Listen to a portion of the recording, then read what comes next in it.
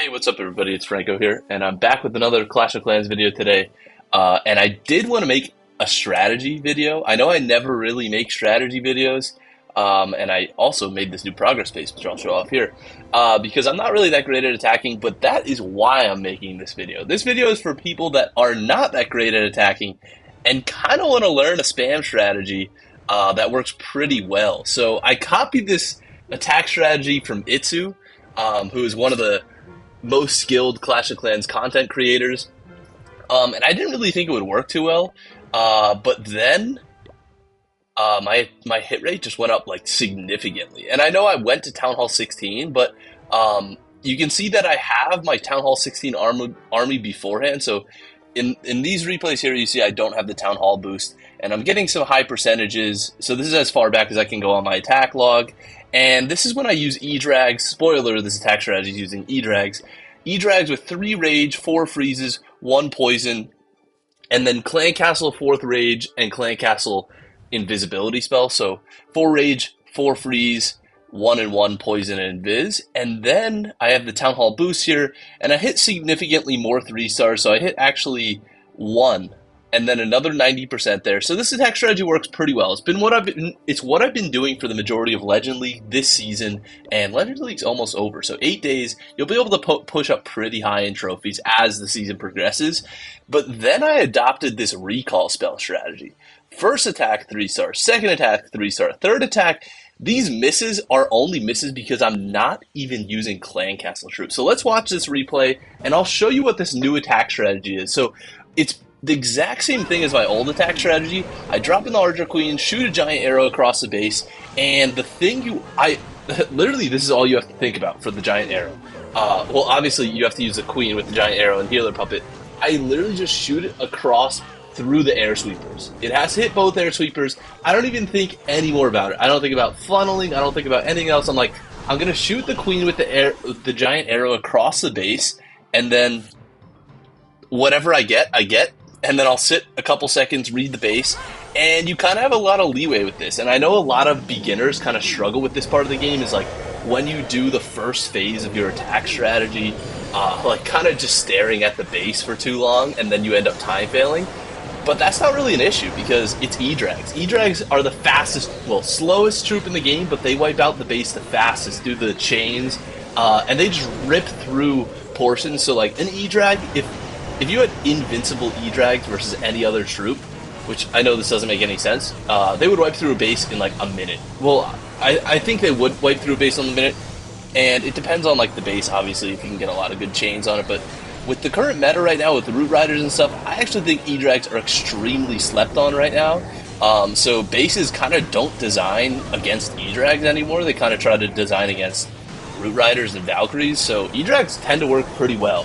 So that's why I think I had to make this video, because this attack strategy is pretty lethal. And like I said, it's very beginner friendly. 1, it's Edrag, so you already know it's going to be very beginner friendly. And 2, the only thing you really have to do is like just decide where to drop your Edrag. So this attack strategy literally is at 1x speed. You can see how, or this attack is at 1x speed. You can see how fast these troops just run through the base here. And I'll show another one and kind of explain a little bit more of what you want to consider with this attack strategy. So that was the first replay. I have a lot of them here. And then here's another base. And like I said, you just want to shoot the giant arrow through those 2 air sweepers, and hopefully, or the other thing you do want to consider is try to trigger both invisibility towers if they are there. So I at least got one of the invisibility towers. So now what I did is I threw an invisibility queen, or invisibility spell on the Archer Queen, just because one of the healers was getting targeted. And the main thing is you want to recall and not have any of your healers die. And then how you decide where you redeploy the Queen is you see that the giant arrow shot up this channel at the base, so then you can kind of see like the funnel. Like you can see this half. If I put the Queen on this side, then I can get the Edrags to flow right through into the middle point there. Funneling is actually kind of hard to describe without like drawing on the screen, which I do not have the means to do. So I hope you understand how the funneling works. And then you drop the King with the Queen there, and then I drop the Royal Champion with them here.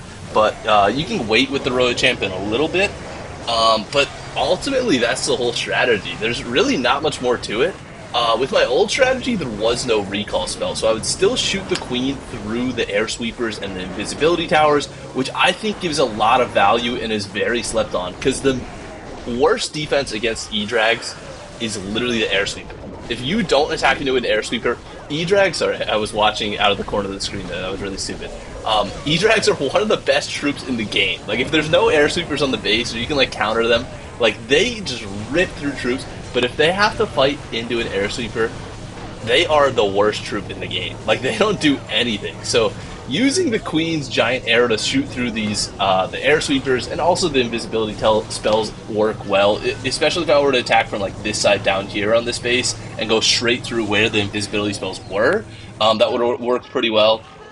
But another thing you have to consider with this is I'm not even using clan castle troops. So I don't know about you guys, but I personally don't like to use clan castle troops in Legends League. Obviously I do in War, and in War I use a different attack strategy, but I might just try this in War. I mean, it's pretty ballsy to pull out E-Drags in War, honestly. But I don't like to waste my clan castle troops, and I train this Siege scene, so this Flame Flinger, like, I train myself so I don't have to request that. I do use clan castle spells, obviously, because I think people like to donate spells to get that one achievement, but troops can kind of be a little bit of a burden, so you don't even need clan castle troops in this strategy. I know I'm attacking with max Town Hall 16, kind of, not fully equipments and everything, but yeah, the Flame Flinger ends up clutching there. So I do use the late game Siege scenes, but I do want to get some war attacks in with this account, or with this strategy. I'm going to show this fail here actually too, just to show how it did fail. So, like I said, air sweepers, giant arrow across, yeah, it's simple as that. With the old strategy, I think I was going down this rabbit hole and then I abandoned it.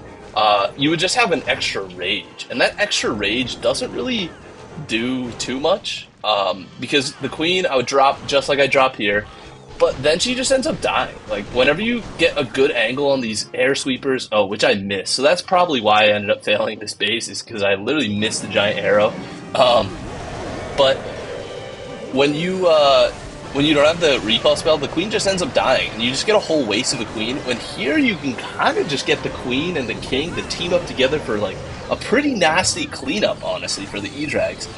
This probably wasn't the most optimal approach. I would have liked to attack from the bottom side here, and not through the Town Hall, kind of end on the Town Hall.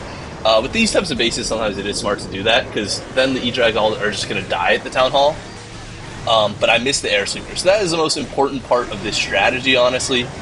And I think this can kind of be used at every Town Hall level. One of the main limits of the recall spell used to be when you weren't the max Town Hall level, like, you couldn't suck up all 5 healers and the unicorn, so it didn't work really at Town Hall 14.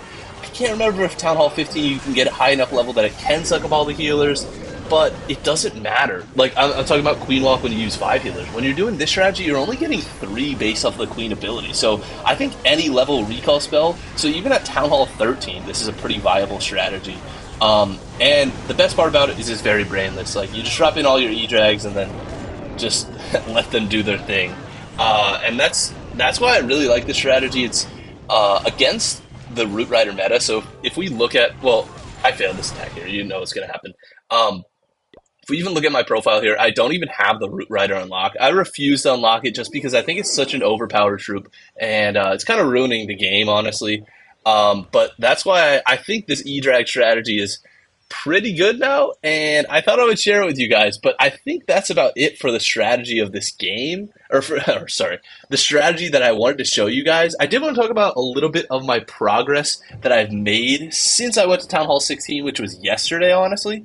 And what I did is I ended up buying a Hammer of Fighting and a Hammer of Spells, and I instantly hammered the E-Drag, because once I did this attack strategy, I kind of realized, I was like, yo, I'm going to probably start using E-Drags in War. I know it's funny to say, but like, I think I'm going to start using them in War. And then I hammered the Poison Spell, because I'm not trying to waste Dark Elixir on that shit.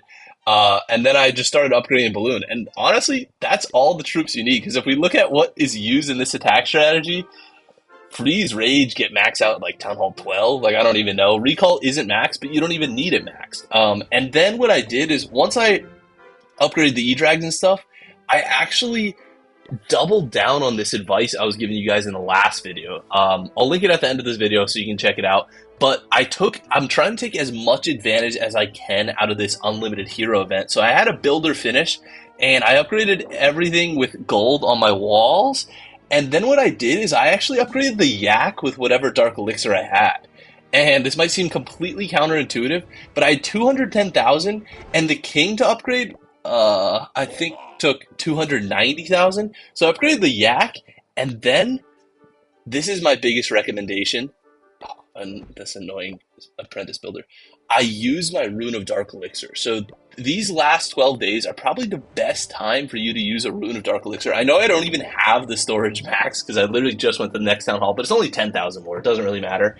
But the whole thing about runes is like you really only want to use them when you can get a lot of value. Like one of the main times to use them is literally when it's like the half price or something, like building thing like Hammer Jam or whatever, or like very, very special events. And I was thinking to myself, I was like, hey, this is a very, very special event. Like the fact that I can have all four heroes in advance by one level and not even have them down is crazy. So I recommend using the Rune of Dark Elixir if you can kind of try to time it so that you don't waste that much when you pop it by like upgrading something in the lab or something or a pet.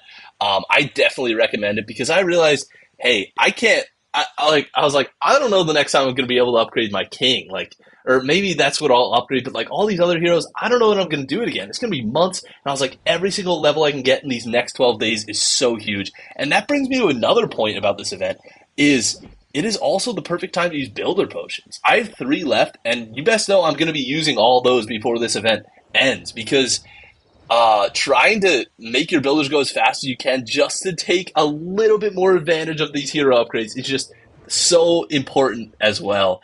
But that's what I did with the builder, and I ended up having all 4 heroes down, which I don't think I've ever honestly done, but it's kind of funny to see. But yeah, I think that's... Oh, one last thing. I was just about to end the video.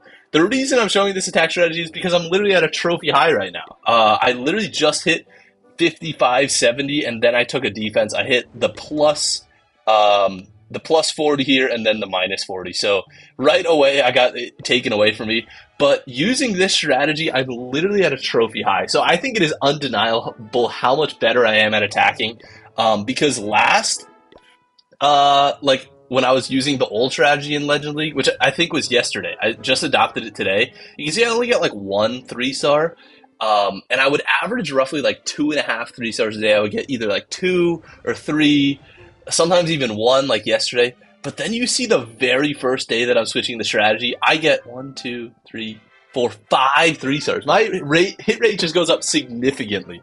But yeah, I mean, let me know. Well, here's the strategy one more time if you want to copy it and everything. It's very simple. But let me know what you guys think about this strategy in the comments section below. And if you want, I will make a war video showing off this strategy just to show that it actually works, like for real, not just in Legends League. But I think that's it for the video, guys. Thank you for watching, and click on the video now if you want to see me rushing to Town Hall 16, the video that I made yesterday, and the playlist of every video I made on the home village here. But yeah, that's it for the video. Thank you for watching, and I'll see you in the next one. Peace.